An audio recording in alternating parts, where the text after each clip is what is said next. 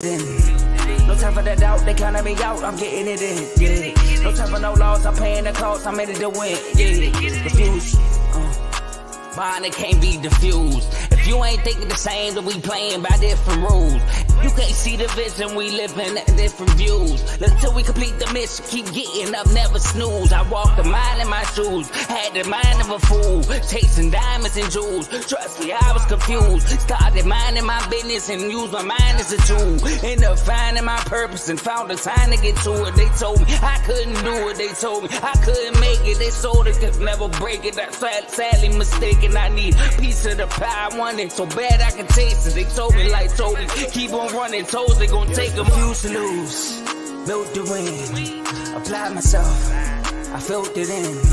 No time for the doubt, they counting me out, I'm getting it in, yeah. No time for no loss, I pay for the cost, I'm winning to win, yeah. Refuse to lose, I'm built to win, applied myself. Welcome back to CTC. I am your gracious host, Carl, and I'm back with another video here to preview the weekend of week 7. Man, I'm gonna be quick because I gotta go to work this morning. But before I do that, I gotta ask that you please like, comment, share, subscribe. It helps the channel, helps the network, it helps my channel, CTC, by way of the Refuse to Lose network. It helps. We also got shows like the main show featuring Joe Tomo and Dave, which we just did. It's normally live Monday, Tuesday, Thursday, Friday at 7 o'clock. We got BWT Baseball with Teddy. All your baseball content through Teddy. Game 5 Tigers is today at 1. Please, Tigers, get the W. We got Fantasy Football with Coach Coombs. Fantasy football content, NFL content through there. We have Dave's Doghouse. Highlights, lowlights of sports. We have Kings Talk with Joe Jordan. All your Sacramento Kings talk through there. And the Red Corner featuring Ty, Ricky, and Tomo. Boxing content through there. Real Ballers Only featuring Vaughn. All your NBA content through there. And we have Unfazed featuring Joe and AJ every Tuesday, 9 o'clock Eastern, 8 o'clock Central. So please check those shows out. Like, comment, subscribe. And if you like what you're listening to, stick with us. Now, I'm going to be real quick, like I said, because I got to get to work. So we're going to start right away. And the first game we got for y'all today is Washington at Iowa, 12 o'clock on Fox. Iowa's coming into the game as 2.5 point favorite, Now, if you're new to this, you know I do my keys. I do 5 keys for each team to help win the game. And then I pick a winner. So I always start with the road team. We're going to start with Washington. Washington's coming off a big win against Michigan. And one key for them is to stop Caleb Johnson. You stop Caleb Johnson, in my opinion, you stop the Iowa's offense. Iowa's another team who can barely pass the ball. So you got to stop Caleb Johnson. Force Iowa offense behind the chains, so off schedule. Run Jonah Coleman. He still has to get his touches. Jonah Coleman has been really good for Washington this year. Force Iowa to score points. That's just what it is. They lost to Iowa State. They were stuck at 19. Iowa State was able to rally back. And you got to force some turnovers. Guillotine, short fields, extra possession, because Iowa, they're going to try to force some turnovers. You got to force some turnovers as well. Now, if you're Iowa, got to establish some type of a passing game. Cade McNamara and these guys have to establish some type of a passing game. You got to establish Caleb Johnson, run the ball. Like I said, he's the engine that makes that offense go. Force some Will Rogers interceptions. Get some short fields when you're a majority running team. Short fields help a lot because you don't have to do much to score. Make this a low-scoring game. Make this a 17-10. If y'all remember last year against Minnesota, 7-9. Something like that. Make it close to where you can create a play to score that's not offense. Like last year, Cooper DeJean against Minnesota. He had the punt return that got called back. And it shouldn't have been called back. We had the punt return that got called back. That would have won Iowa the game.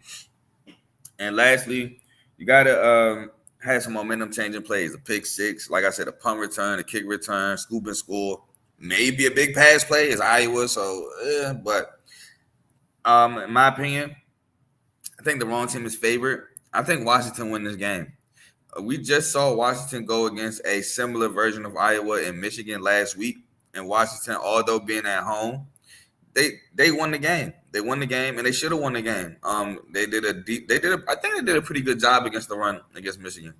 If you look, Michigan's first drive out of half to score, Jack Tuttle came in the game and they actually was able to move the ball through the air. But once Washington realized, okay, they made a quarterback change. It's no longer Alex Orji, it's Jack Tuttle. He can semi throw the ball. They played better in the second half. That was the only touchdown they gave. I think Washington offense is pretty good. I think Washington should have beat Rutgers. Again, I've said this before. They should have beat Rutgers, another team that depends on the run. They just shot themselves in the foot. Excuse me. Michigan, another team that can only run, will really run. Beat them. And I think they beat Iowa. I do think they beat Iowa because Iowa can barely pass the ball. So I'm picking Washington to win the game. Next, we have Wisconsin at Rutgers, 12 o'clock on Big Ten Network. Rutgers is coming off their first loss of the year to Nebraska. Wisconsin, again, no Tyler Van Dyke for the rest of the year. Is now Braden Locke. Wisconsin, Braden Locke has to take care of the football. Got to take care of the football. You cannot put the ball in harm's way. Can't give Rutgers short fields with Kyle Monangai. Speaking of, they got to stop Kyle Monangai. You got to stop Kyle Monangai. Again, I just say that they're a team that's basically run first, run heavy. Fourth, eighth, and Kelly Agamanis to beat you. I said it last week, and it worked. Now, should it have worked? Possibly. Like I said, Ben Black did drop an open touchdown before he scored the only touchdown for Rutgers on a different drive. But Kelly Agamanis also made some bad reads. So, and then you got to run Tyree Walker because Ches Malusi is no longer with the program. So it's going to be Tyree Walker's backfield. Got to run him and win the field position battle.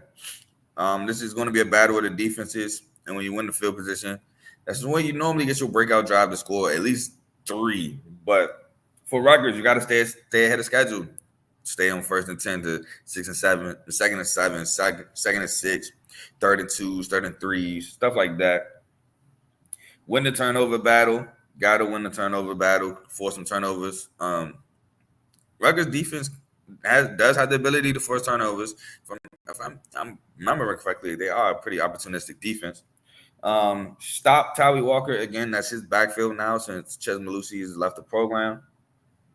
Establish Kyle Monangai, and you got to hit on shots. Now, I said that because Ben Black dropped the deep shot for a touchdown. Got to make those shots. You got to hit on those shots.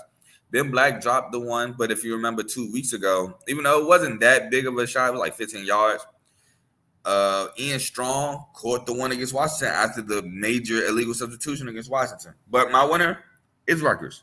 Rutgers is really good at home. Rutgers has a really good defense. I think they'll be able to rattle Braden Locke. I think they'll be able to force some turnovers on Braden Locke. I think Cal Monangai gets back going against this Wisconsin defense, which this Wisconsin defense is pretty good. But if you remember, against Western Michigan, it can be had in the run game. And when you got a guy like Cal Monangai who can get it going, it's tough to stop this Rutgers team. So I got Rutgers beating Wisconsin at home.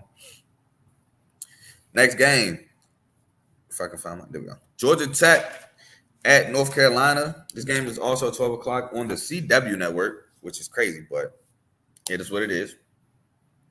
For Georgia Tech, they got to run Haynes King. That's always a big key for Georgia Tech. Using Haynes King legs, he's one of the better dual threat quarterbacks in the country. Put pressure on Jacoby Criswell. Got to put pressure on the young guy. Maybe he throws a turnover. Maybe he makes a bad read. Maybe he misses the pass on a big third down. Put the pressure on the guy. Have to stop Amarion Hampton, the running back, one of the better backs in the country, one of the best backs in the ACC. Got to put a stop to him or contain him at least. Haynes King got to take care of the football, which he's been doing an excellent job of this year. Only one interception this year. Normally, you get the silly Haynes King turnover in a crucial moment. It really hasn't happened this year. Get the ball to Eric Singleton and Malik Rutherford, your 2 playmaking receivers on the perimeter. They, like I said, man, they just make plays. And you got to force – oh, wrong one. Oh, that's it. Now, if you're North Carolina, you got to force the Haynes King turnover. Like I said, last year it was kind of inevitable. This year he's done a great job of not making it happen, but UNC got to make Haynes King revert to last year. Keep Haynes King in the pocket. You got to keep him in the pocket because he's so dangerous when he uses legs. He's like, I want to say 3 of Georgia Tech's games, you started them off with touchdown runs. So he's lethal. Maybe 2. Cause I know last week, no, not last week. Syracuse game he started off with a rushing touchdown, and I can't remember the other game when he started off with a rushing touchdown. But he started games with rushing touchdowns. He's so lethal when he gets out that pocket and run on Marion Hampton, get the ball to J.J. Jones and Nate McCullum, who had pretty good games last week, but those are your playmakers on the outside for UNC. J.J. Jones can stretch the field. And Nate McCullum. You got to get them the ball. And Jacoby Criswell has to take care of the ball. I mean, he has, 7 touchdowns, 3 picks. Don't want to give Georgia Tech offense extra possessions, though, because that's when it becomes dangerous. But my winner is Georgia Tech on the road. I really like what I'm seeing from Brent Key and this team. Really explosive offense. Haynes King, like I said, looks really good. He's knocked off the silly turnovers. And Georgia Tech defense with this new defense coordinator has actually been really improved. Amari Harvey, the transfer, has been looking good. Kyle Eifert, middle linebacker. This defense has looked really well. Now, North Carolina does have an offense that can move up and down the field, but that defense is suspect yet again for North Carolina. I think Georgia Tech takes advantage of it. Georgia Tech wins the game. Now, for the afternoon games, and first, we have the Red River rivalry. Texas at Oklahoma, both ranked. Texas, number 1 in the country, versus Oklahoma, tied. It's a 3-way tie for 18th, but 18th in the country nonetheless. 3:30 on ABC. Now, my first thing for Texas is Quinn Ewers is back with exclamation points. Quinn Ewers is now back. He's off an injury. He's ready to go. That's huge for Texas. He's been in this game. He's been in this moment. Although he lost it. Did lose to Dylan Gabriel last year, but he's still been there. Next, we have put pressure on Michael Hawkins, the young guy. He's young. He's a freshman. Got to put pressure on him in a big game like this. Got to put pressure on him, see what he's about. Run Jaden Blue. Get his defense off his heel, on his heels. You got to run him. Stop Javonte Barnes. You got to stop Javonte Barnes because you want to put the pressure on the quarterback. All right, you ain't got no run game. What are you going to do? Are you going to revert like Auburn, where Oklahoma offense didn't really look good? It just Peyton Thorne threw him a pick 6 to win the game. Or are you going to show, hey, I got this. I got this under control. You moving this offense up and down the field. And you got to make Oklahoma keep up with scoring. If Texas run that scoreboard up, I don't know if Oklahoma can match. So Texas got to make them keep up. Now, if you Oklahoma, put pressure on Quinn Ewers early with his injury. Let's see if he's really back from this injury, if he's resting his way back because of the Red River rivalry. Now, I personally think he's back. My whole thought process behind this but this process was they played UL Monroe, Louisiana Monroe, and then they played Mississippi State. They're like, let Arch do this. Let Quinn use these games to get back. We had a bye week after that. I think it's Quinn 3 weeks, and then Oklahoma. He should be good. So I think he's good. Find a way to hang around late. If Oklahoma could find a way to hang around, I think Oklahoma being at home could find a way to win the game. If it's like one last drive, down 3, down 4, you need a touchdown to win it. Oklahoma might be able to put together that drive to win being at home. All the momentum. We're not supposed to be in this game like this. The rivalry. It can happen. Stop Jaden Blue. And then somebody on this receiver corps has to step up. Deion Burks is out. Deion Burks is the number 1 receiver for this team. Somebody got to step up in place of Deion Burks. And you got to force some turnovers. The way to hang around is forcing some turnovers, creating extra possessions. Got to force some turnovers if you're Oklahoma. But in my opinion, I think Texas wins the Red River rivalry. But by how much? Don't know. But I do think Texas wins the game. Texas is really good on offense. You got Quinn Ewers with guys like Isaiah Bond and then Mari Neblack really hasn't been used for real in the offense, but you just got all these track guys on the outside.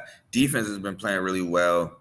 Texas really has a really good defense. And Sarkisian is going to dial up some things for Quinn Ewers to get this Oklahoma defense off balance. So I like Texas to beat Oklahoma in this rivalry game. Next, we have Penn State at USC. 4th-ranked Penn State on the road at USC, 3:30 CBS. Now, if you Penn State, you got to get to Riley Moss, get him on the ground. Now, Penn State defense is really good. Abdul Carter specifically, so I think they would do a really good job at affecting Riley Moss. Is Nick Singleton 100%? Is he 100%? He's coming off an injury. They said he's good to go, but is he really? I don't know. We'll see. Stop Woody Marks, the running back for USC, transfer from Mississippi State, who has done wonders for this team. Drew Law has to pass the ball effectively. We've seen him pass the ball well against West Virginia. It hasn't looked too great since, especially Illinois game did not look that great. And Drew Law has to be a running threat. You got to keep USC defense off his balance. Drew Law can run the football, so you got to show that he's a threat to run it. Now for USC, no turnovers. Do not give Penn State a short field with those two guys in that backfield. Speaking of, they got to stop those two guys in the backfield, and Nick Singleton and Katron Allen. Those two guys have been wreaking havoc this year. Get the ball to Deuce Robinson and Jacoby Lane, your two guys, especially Deuce Robinson. He's a playmaker. He can go get a jump ball. He can stretch the field. He's a guy like that. Jacoby Lane can stretch the field as well. But those are your two playmakers on the outside for USC. Has to win the field position battle. You got to win the field position battle, especially – I would say they're two guys that make plays on both teams are the running backs. Woody Marks has been making plays all year for USC. And then, of course, Nick Singleton and Katron Allen. And you got to force some turnovers. You got to force some turnovers against this Penn State team. Get this defense on the field, try to wear it down, make it tired. But my winner is Penn State. My winner is Penn State because I think Penn State is going to absolutely be able to run the football on USC. They're going to be able to beat up USC up front and allow Katron Allen and Nick Singleton to have rushing lanes to score.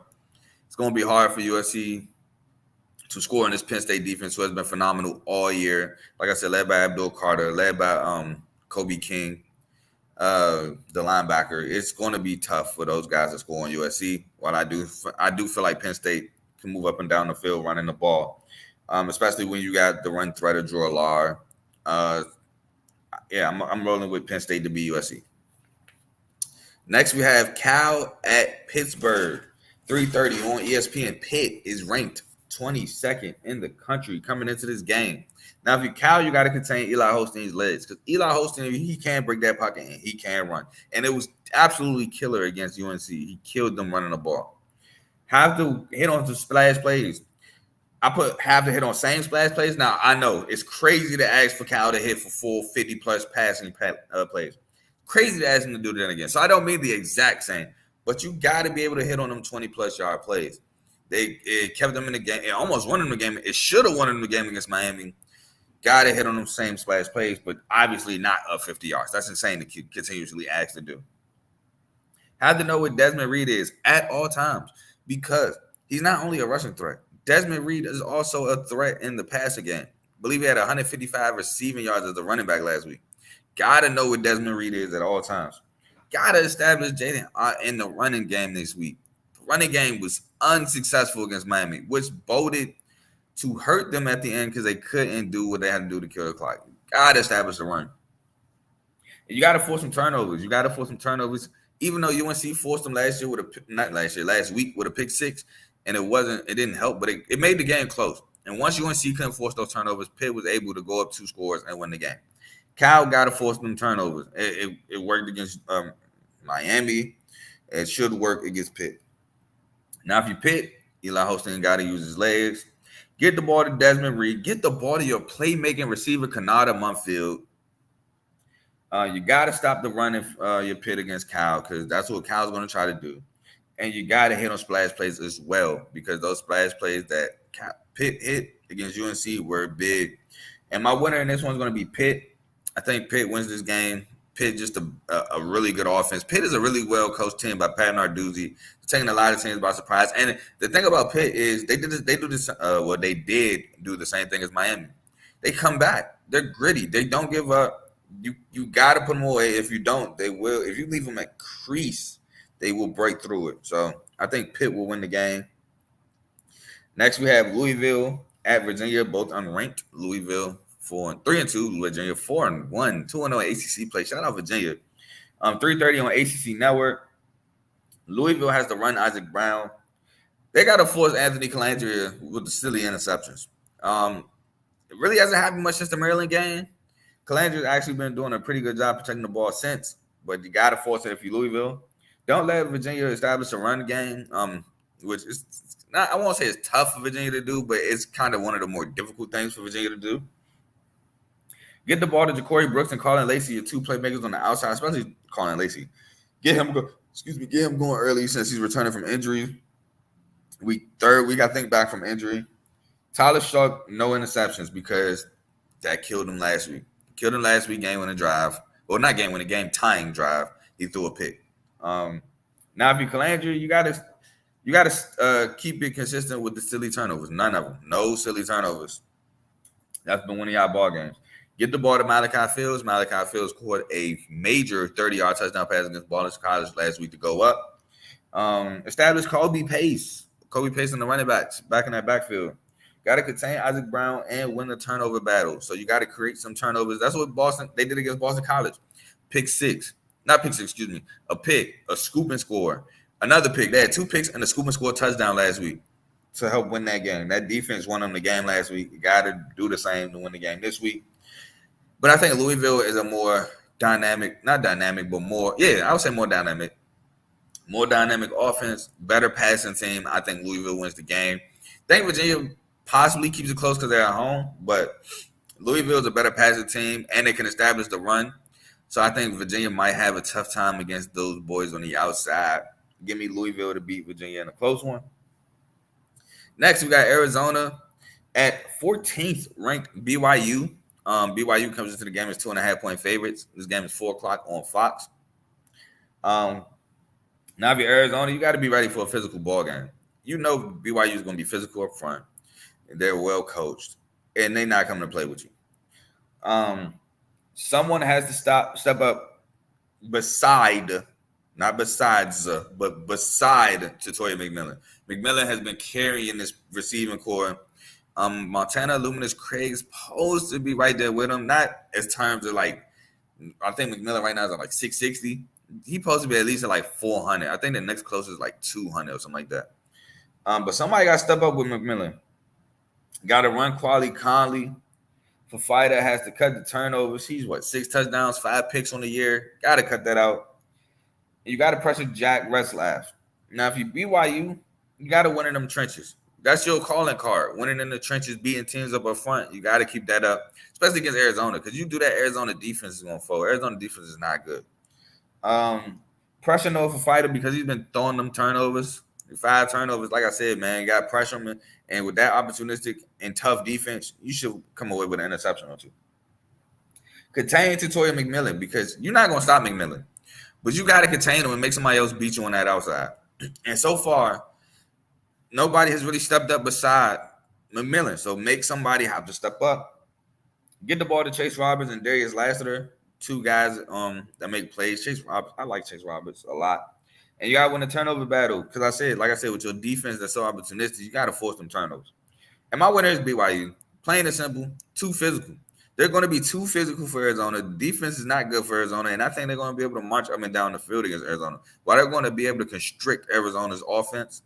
And they're at home, too. The Provo, Utah crowd, it's just going to be a tough environment for Arizona.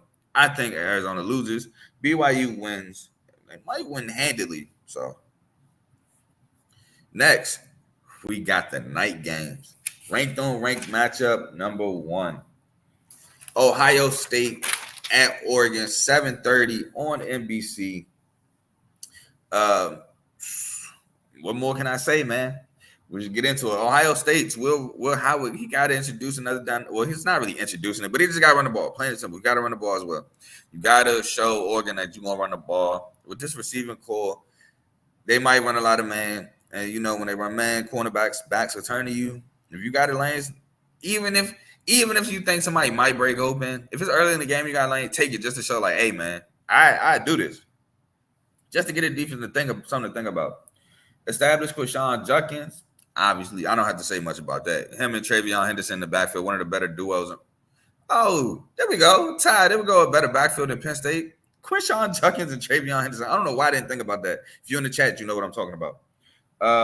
Get the ball to Jeremiah Smith. He's a freak freshman. Him and Ryan Williams, what they doing as freshmen are incredible. And Emeka Egbuka. Contain Jordan James, who ran wild against MSU. And you got to contain Dylan Gabriel legs because if you allow him to run the ball, it makes Oregon's offense that much scarier. Now, if you're Oregon, Dylan Gabriel got to stop with the silly turnovers. He had 2 picks in the red zone that just was uncalled for last week against MSU. Can't do that against Ohio State. Against MSU, you might be able to get away with it. Against Ohio State, you're not. You're just not. You got to stop Quinshon Judkins. Get the ball to Tez Johnson and Evan Stewart, your 2 guys. Well, Evan Stewart is more so like a slot, in my opinion. But Tez Johnson has just been balling on the outside. Pressure Will Howard and run Dylan Gabriel.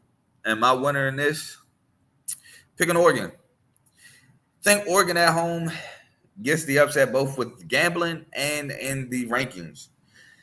Both defenses have been playing really well. Both offenses have been sputtering at times. I'm not saying that they've been sputtering in games, but in moments they have sputtered.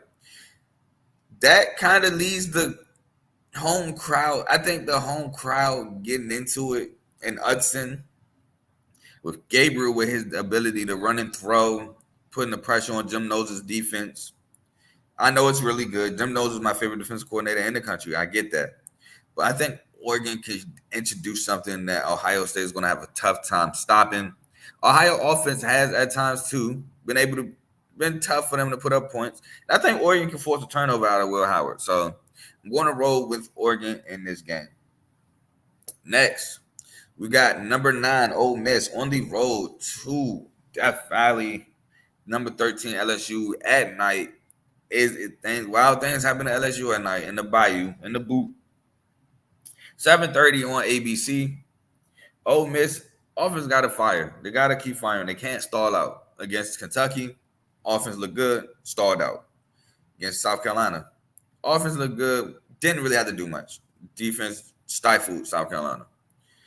Got to be a game where the offense just fire throughout the entire game. Got to establish Henry Parrish, the running back. Get the ball to touchdown Trey Harris and Juice Wells. Juice Wells led them in receiving last week, but touchdown Trey Harris is their lead receiver. I got to stop Kyron Lacey, the wide receiver for LSU. We all know about him. And if you're LSU, got to force some Jackson Dart interceptions. If you let Jackson Dart pick you apart, it's game over.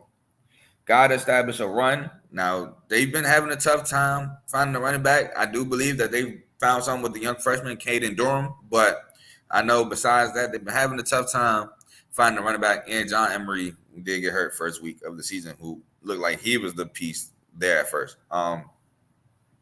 Can't let Ole Miss offense get consistent momentum, because if you do that, I don't think LSU can match. Get the ball to Kyron Lacey and CJ Daniels. Now, I know neither one of them are the LSU's leading receivers. I think it's actually Anthony Armstrong, or I think that's his name, Anthony Armstrong. I might be confusing, bro, with Andrew Armstrong. Let me make sure. But I think those are the guys that you need to get involved the most. Obviously, Kyron Lacey got NFL written all over him. CJ Daniels is the huge transfer out of Liberty. I think you need to get those guys going. Their lead receiver is Anthony Anderson. Aaron Anderson. Oh my God, Anthony Anderson is the actor. Aaron Anderson. And you got to stop touchdown Trey Harris. That's Jackson Dart's guy. That's his guy. That's his number one. That's his go-to. And his nickname is Touchdown Trey Harris for a reason, because he scores touchdowns. But I battled back and forth with this game. I really did. I did not know who I think was going to win. In the end, I took Ole Miss. Because I think this is a statement game for Lane Kiffin and the boys. Offense, like I said, has been sputtering at times. I think they're going to come into this game like, we need to show the college football world what we're about. This offense is about why y'all think we're a really good SEC team. And I think they're going to come out and score. I get they're in LSU at night. It's tough to beat LSU at night games, but I think this is more so a statement game for LSU. I mean, not LSU, Ole Miss. So I'm rolling with Ole Miss. It was a tough game for me to pick. Next, I put Vanderbilt, Kentucky in this, because this is the thing. I'll say this early. I don't think Kentucky should be 12.5-point favorites. I think the line is still disrespectful to Vandy. I think they think that this is just Vandy and this fluke, but let's be honest. Vanderbilt could honestly be 4-1. They could be 5-0. The Georgia State game, I'm not going to give them. Our defense just looked atrocious. But missing a field goal in overtime against Mizzou, He make that kick. Who knows what happened in double OT? Who knows what happened when you only got 2-point plays? With this offense, they could be converting them 2-point plays. Mizzou, the offense is good, but it's more so good in space.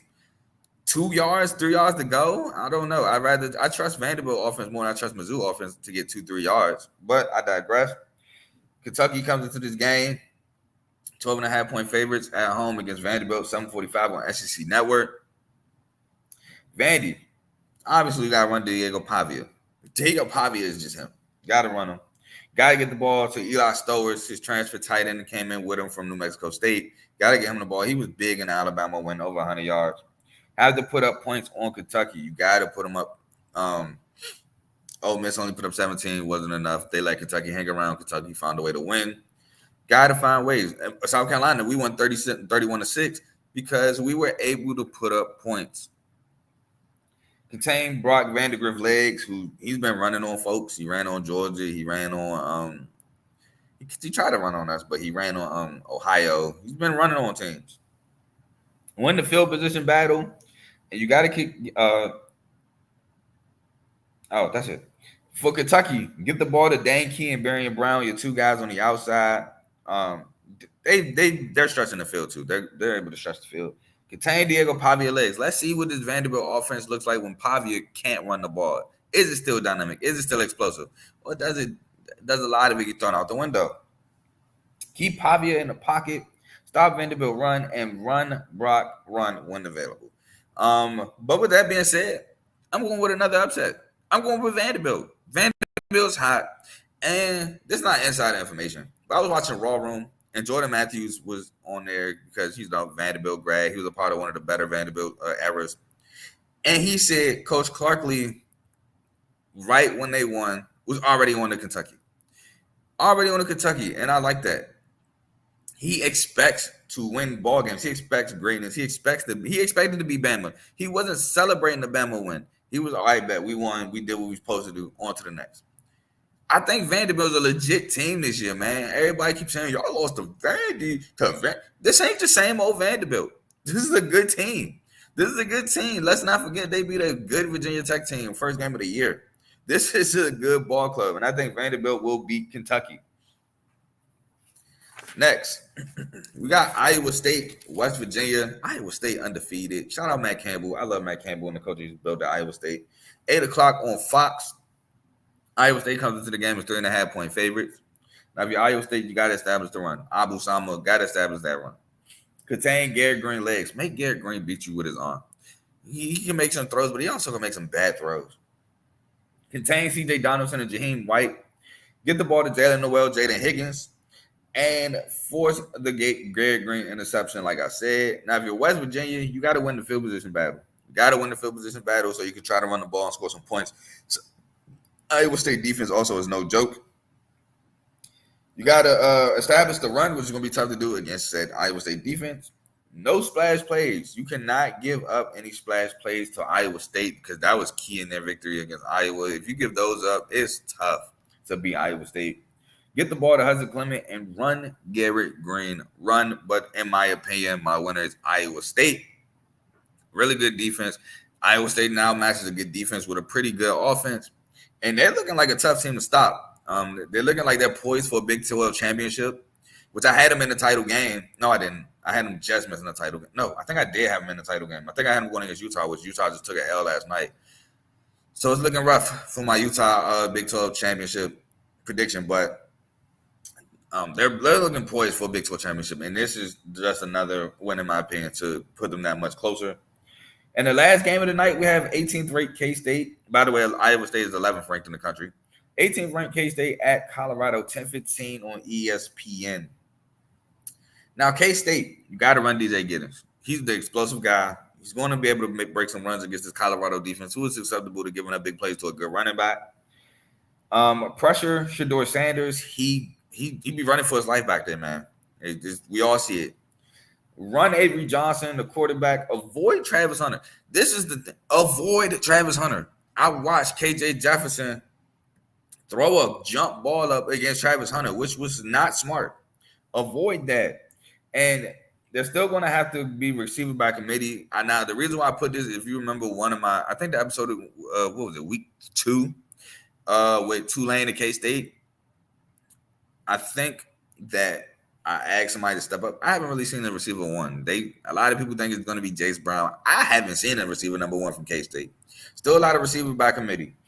Colorado, you got to win up front, which it's going to be tough to do against this K-State team. You got to contain DJ Giddens. It's going to be tough to do. Got to establish a run. You can't be one-dimensional. Protect Shedeur Sanders, which is going to be tough. And you got to get the ball to your playmakers, Jimmy Horn Jr., Travis Hunter.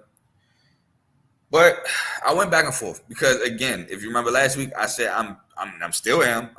My preseason prediction of Colorado record is still 100% correct. They're 4-1. I had them 4-1 at this moment. I had them in the offseason winning this game against K-State. But I just watched this K-State team, and I just can't pick against them right now going against Colorado. So I'm going with K-State to beat Colorado. If my preseason prediction is still correct, so be it. But from what I've seen to K-State, I think they're going to have a tough time being Colorado, stopping them up front. I think K-State is just going to be able to run the ball and impose their will, kind of. So I'm rolling with K-State, man. I'm rolling with K-State to beat Colorado. And that is it. That's all I have for y'all today. Y'all enjoy these college football games tonight. I will be back maybe Sunday. I don't know. But for sure, be back before Tuesday to preview. I got my Tuesday through Thursday previews all written up. That's ready to go. I'm just deciding on what time to do that today. But I'm going to see y'all later. I'm going to holler at y'all. Peace.